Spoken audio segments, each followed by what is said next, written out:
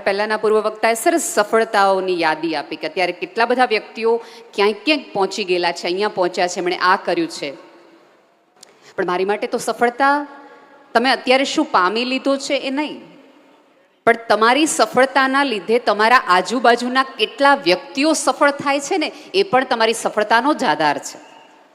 અત્યારે જાણે અજાણે ક્યાંક એવી સ્થિતિમાં છીએ કે કોઈ પણ વ્યક્તિ સફળ થાય એને તમે પૂછો ને કે આ રસ્તે જવાય, એટલે પહેલું એમ કે આ બહુ અઘરું છે, આમાં હવે જવા જેવું નથી, હું આવ્યો ત્યારે બધું બરાબર હતું, એટલે તમે ન આવતા હું એક જ બરાબર છું અહીંયા. એટલે જાણે અજાણે કોઈ વ્યક્તિ સફળ ન થાય એના ક્યાંક ને ક્યાંક આપણે પ્રયાસો કરીએ છીએ, એને ખબર ન પડી જવું જોઈએ. સિક્રેટ આપણે એને કહીએ છીએ. સિક્રેટ એ તો પશ્ચિમની સભ્યતા છે. આપણે ત્યાં તો તમને ખબર પડે કે આ વાવવાથી આ કરવાથી તમને વધુ પાક મળતો હોય તો તમે તો એ સભ્યતામાં છે, બીજા 10 જણને કહો કે આ કરજો, આવતા વર્ષે આના કરતાં વધુ તમે લણી શકશો. એટલે તમે તો સફળતાના રહસ્યો નહીં, સફળતાના ખજાનાઓ જગતને વહેંચવા માટે બનાવેલી પેઢીઓમાંથી છો, સભ્યતામાંથી છો. સાચવવાવાળામાંથી, છુપાવવાવાળામાંથી નથી, કહેવાવાળામાંથી છો. આમ કરજો, સવાયું થઈને બહાર આવશે.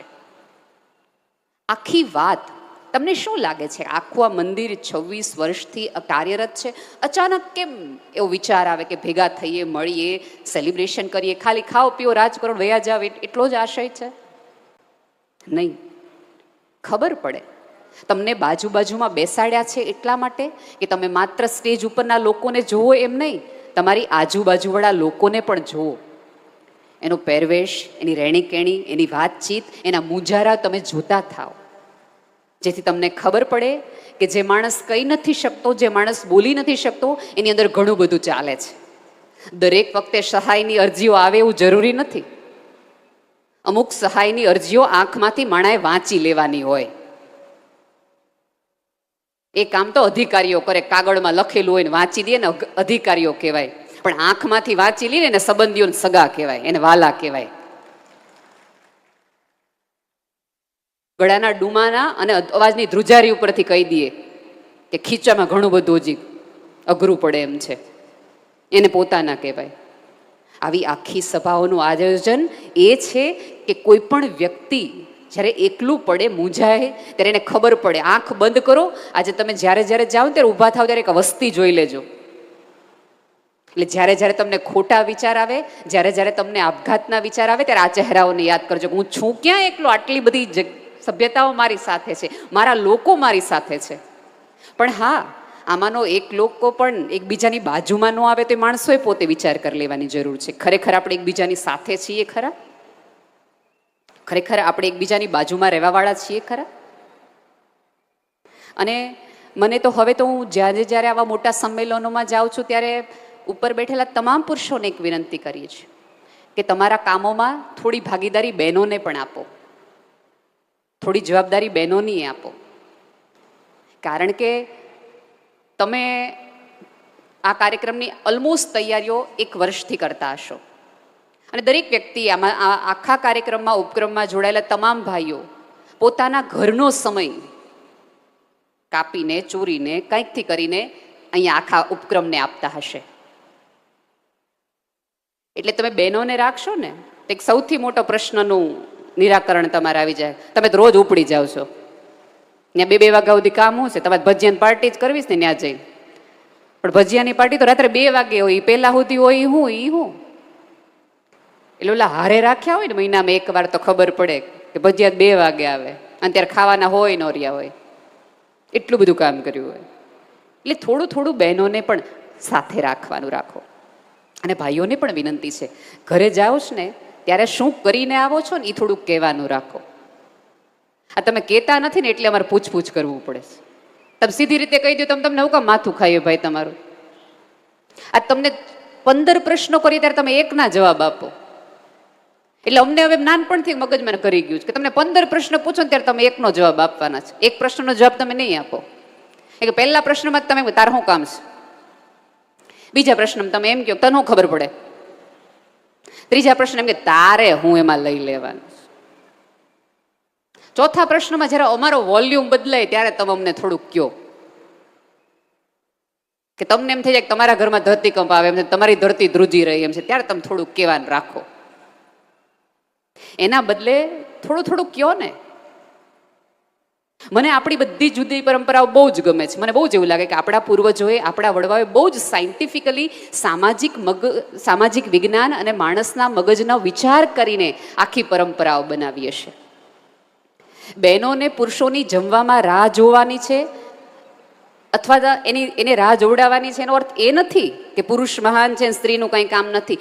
સ્ત્રીએ પુરુષની રાહ એટલા માટે જોવાની છે કે પુરુષ ઘરની બહાર હોય ને ત્યારે એના મગજમાં એક ઘડિયાળ રહીએ, કાંડે નહીં, મગજમાં રહીએ. ઓલી રાહ જોવે છો જમવામાં, ઓલી રાહ જોવે છો જમવામાં, ઓલી રાહ જોવે છો જમવામાં. એટલે તમે ગમે એને ભટકતા ગમે એને ખાધા કીધા કે 1:30 વાગે ને ગમે એવું કામ મૂકી અને તમે ઘરે જાઓ, કારણ કે તમારા મગજમાં એમ થાય ઓલી જમવામાં રાહ જોવે છે. વિચાર આ હતો. એવું નહોતું કે ભાઈઓ જમી લે પછી બહેનોએ જમવાનું, કારણ કે ઉપરવાળાએ તમને બનાવ્યા છે. એને નહીં ખબર પડી હોય કે તમે આવતા દિવસોમાં કઈ ભૂલ કરવાના છે. તમે કામમાં એટલા બધા મશગુલ થઈ જવાના છો કે તમને ખાવા પીવાની હો નહીં રહે. એટલે સ્ત્રી તમને યાદ કરાવશે, માના સ્વરૂપે હોય, પત્નીના સ્વરૂપે હોય, દીકરીના સ્વરૂપે હોય કે બહેનના સ્વરૂપે હોય, જે તમને યાદ કરાવે કે જમવાનો સમય છે.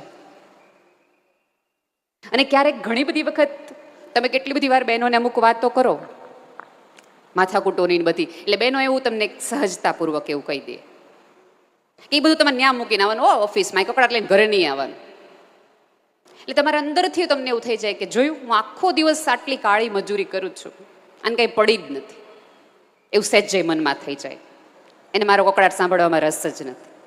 એકચ્યુઅલી એવું નથી. રાધર આ પૃથ્વી પર તમારી પત્ની એક જ એવી છે કે જેને સૌથી વધુ તમારી તકલીફ અને મૂંઝવણમાં અસર કરે છે. એ ઈચ્છે છે કે 8 કલાક, 12 કલાક, 16 કલાક તો મગજમારી કરીને આવ્યા, હવે 1 કલાક તો શાંતિથી રહ્યો. આ વાતમાંથી, આ માહોલમાંથી થોડી વાર તો બહાર આવો. એટલા માટે સ્ત્રી તમને ક્યારેક એવું કહે છે કે બધું મૂકીને આવો, અહીંયા તમે અહીંના રાજા તમે છો, મજા કરો, રાજપાજ ભોગવો, જે ઉધારી હોય પછી ચૂકવશું. કારણ કે બહેનોમાં છે ને ઉપરવાળા એક અદ્ભુત ક્ષમતા રાખે છે ક્રાઇસિસની. તમે જોજો, સૌથી વધુ મુશ્કેલીઓ આવે ને, સ્ત્રીને શક્તિ અમસ્તી નથી કહેવામાં આવી. તમારી અંદર શક્તિ છે એવું તમને પરખ ક્યારે થાય? તમે તકલીફમાં આવો, તમે મૂંઝવણમાં આવો, તમે પછડાવ, તમે અથડાવ, તમે ક્યાંક લોહી લુહાણ થાવ, ત્યારે તમને ખબર પડે કે તમારી અંદર કેટલી તાકાત છે. સ્ત્રીઓમાં સૌથી વધુ ક્રાઇસિસ સમયે બહાર આવે. તમે જુઓ, કોઈ પણ પુરુષ વિધુર થાય તો એ બહુ લાંબુ ન કાઢી શકે, એને બહુ તકલીફ ને મુંજારા થાય. આ પૃથ્વી પરની કેટલી વિધવા સ્ત્રીઓ છે, પોતાનું જિંદગી એકદમ સરળતાથી, એની કરોડરજ્જો અચાનક, જે બોલી ન હોય, ઘરનું આંગણું ન નીકળી હોય, એ કેવી સરસ પોતાના દીકરાઓને, પોતાની દીકરીઓને ડૉક્ટર બનાવે, એન્જિનિયર બનાવે, ક્યાંય સુધી પહોંચાડે. એનામાં લડવાની ઉપરવાળાએ બહુ જ મોટી ક્ષમતા આપી છે.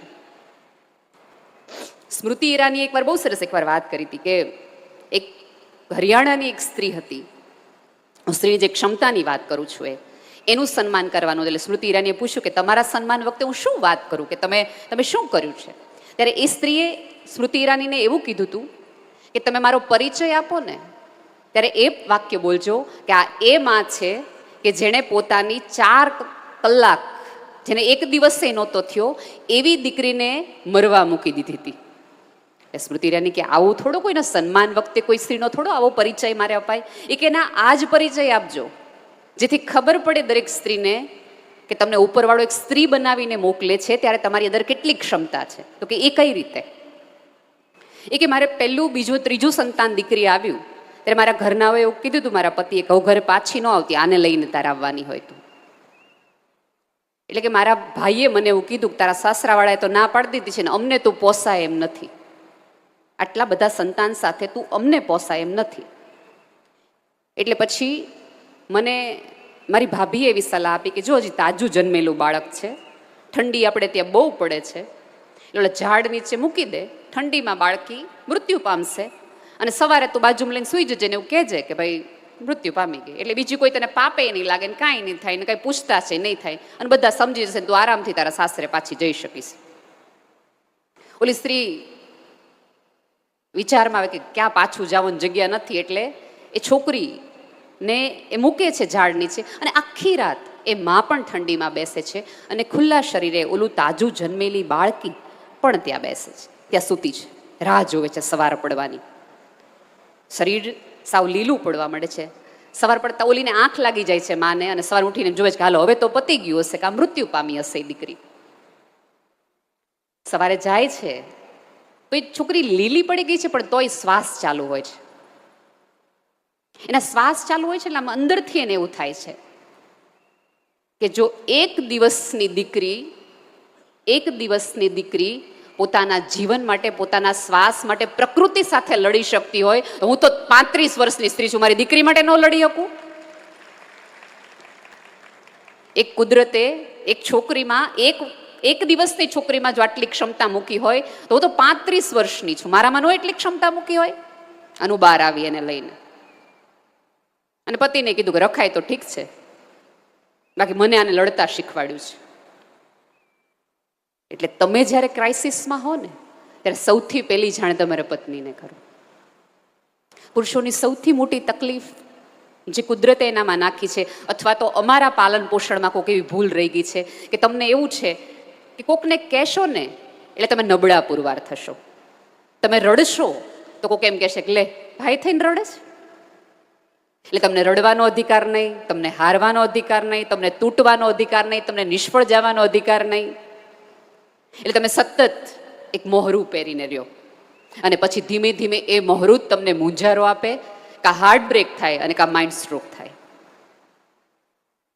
ચોક્કસ બહેનોને છેલ્લી રોટલી કેસરોલની હોય અને ત્યારે બેન એવું કે મને ભૂખ નથી. સ્ત્રીઓની આ પ્રકૃતિને હું વંદન કરું છું.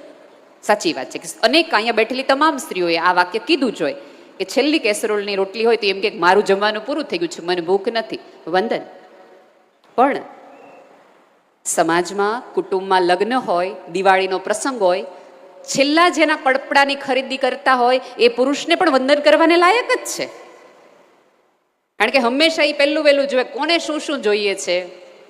એટલે શરૂઆતમાં એને મગજમાં રાખ્યું કે આપણું બજેટ 5000નું, પછી બધાના બજેટ આવે એટલે એમ કે આપણા ભાગે 1000 રૂપિયા આવે છે.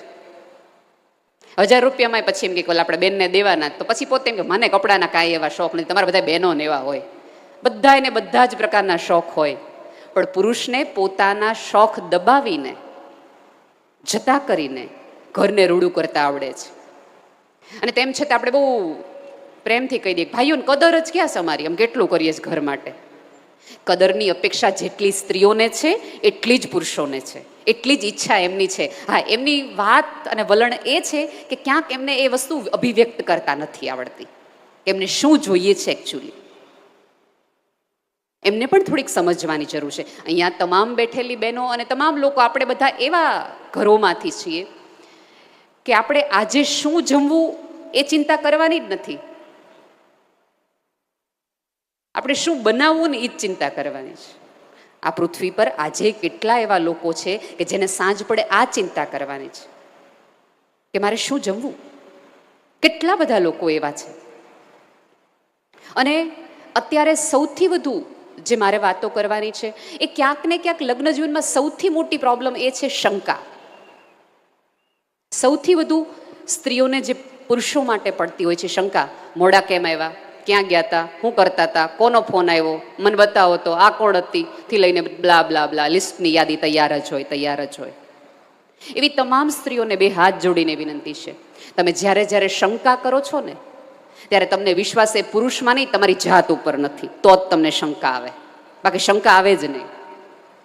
તમને તમારા કરેલા પ્રેમ ઉપર, તમને કરેલા વલણ ઉપર, તમને કરેલી વાતો ઉપર, તમને કરેલા અભિવ્યક્તિ ઉપર એટલો ભરોસો હોવો જોઈએ કે મારી જેટલો પ્રેમ ને મારી જેટલું સમજનારું આ પૃથ્વી પર હજી સુધી આની માટે કોઈ મળ્યું નથી, હોય તો ગોતી આવે. આપણને ક્યાંક આપણા ઉપર શ્રદ્ધા નથી એટલે આપણે કોઈક ઉપર શંકા કરતા હોઈએ છીએ. અને એટલા માટે લગ્ન જીવન આમ જુઓ ને તો પ્રેમ છે ને, પૂજ્ય મોરારી બાપુ એક બહુ સરસ વાત કરે છે કે પ્રેમની પ્રતીતિ હોય, પ્રેમના પુરાવા ન હોય. પણ આપણે તો સતત પુરાવાઓ માગીએ છીએ. ચોક્કસ પ્રેમની અભિવ્યક્તિ, સંબંધની અભિવ્યક્તિ એક બહુ જ મોટું સ્વરૂપ છે, એક બહુ સરસ મજાની વાત છે. સ્ત્રીનું સૌથી મોટું હથિયાર શું છે ખબર છે? મૌન, ચૂપ રહેવું. એક વખત એક માણસ માછીમારી કરતો હતો અને થોડાક દિવસ માંદો પડ્યો અને પછી સાજો થઈ ગયો, અને ફરીવાર એણે એક ઓલી તાર નાખ્યો, તારમાં ગોળી નાખી, લોટની ગોળી નાખી અને નીચે રાખી કે હમણાં કોઈક માછલી આવશે, એમાં ભરાશે ને હું માછલી લઈ લઈશ, માછલી આવશે અને લઈ લઈશ. એણે ક્યાંય સુધી લગભગ 30થી 40 મિનિટ સુધી પોતે જે રોજ ક્રિયા કરતો હતો 15 દિવસ પહેલાં એ પ્રમાણેની કરી. ખબર નહીં માછલી એમાં ભરાય નહીં. ફરીવાર એણે એકવાર નાખ્યું કે તાર બરાબર નથી ગોળ ગોઠવાણો, લોટ વ્યવસ્થિત નથી ગોઠવાણો, માછલીઓ નથી કે શું. એ જોવે છે કે લોટની આજુબાજુ કેટલી બધી માછલીઓ છે, પણ માછલીઓ આવતી નથી. એ થોડોક આમ ટેન્સ થઈને બહાર બેઠો. એટલામાં એક વટે માર્ગો પસાર થયો, ઓળખીતો હતો. એણે પૂછ્યું, કેમ તમે હમણાં આટલા બધા વખતથી દેખાતા નહોતા? એ કે હું માંદો પડ્યો હતો. એ કે શું ભલા માણસ, આ 15 દિવસ તમારે આવવું જોઈતું હતું. એવી સરસ અહીંયા એક સપ્તાહ બેઠી હતી અને એક મહારાજ આવ્યા હતા. આ તળાવના કિનારે એ રોજ મૌનનું મહત્વ, ચૂપ રહેવાનું મહત્વ સમજાવતા હતા. ચૂપ રહીએ તો શું થાય ને ચૂપનું શું મહત્વ છે, મૌન શું કઈ પ્રકારની સાધના છે, એવું જ બધું સમજાવતા હતા. લીલા માણસને તરત વિચાર આવ્યો કે આ સાધુએ જે બધી મૌનની ચૂપ રહેવાની વાત તો કરતી હતી ને, એટલા માટે આ કોઈ માછલીઓ મોઢું ખોલતી નથી, ચૂપ રહે છે. જીવનનો અર્થ આ જ છે કે જ્યારે બાર હરિયા હોય ત્યારે મોઢું ખોલશો ને તો વિંધાઈ જ જશું, ત્યારે ચૂપ રહેવાય. ખબર હોય ખડિયા નાખ્યા છે ને આપણે વિંધાઈ જવાનું, જીવ જવાનો છે, ત્યારે ચૂપ રહેવાય.